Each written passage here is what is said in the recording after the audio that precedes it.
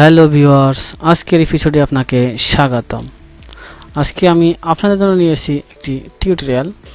যে টিউটোরিয়ালের টপিকসটি হলো কিভাবে একটি পিএনজি ফাইলকে জেপিজি বা জেপিইজি ফাইলে কনভার্ট করবেন।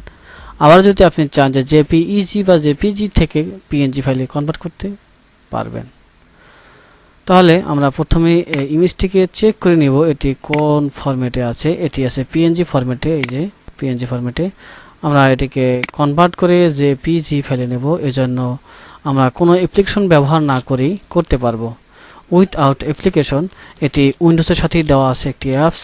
এই অ্যাপসটি ব্যবহার করে আমরা এই কাজটি করতে পারবো। প্রথমে চলে যাব আমার সার্চ বারে, উইন্ডোজ সার্চ বারে গিয়ে লিখব পেইন্ট, PAINT।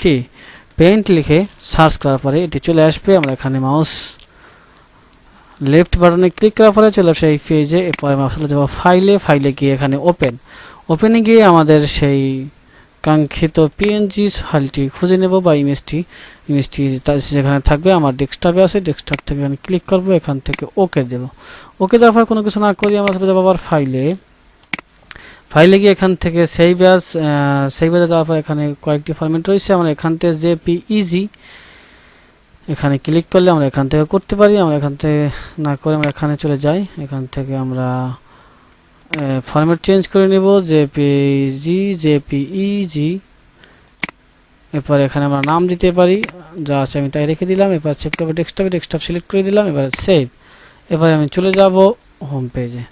এবার আমরা এটির প্রপার্টিজ চেক করে নেব। প্রপার্টিজ হচ্ছে জেপিজি আর এটি হচ্ছে পিএনজি। এবার যদি আমরা ইচ্ছা করি যে এটিকে আবার পিএনজি ফাইলে নিয়ে আসবো, সেক্ষেত্রে একই নিয়ম।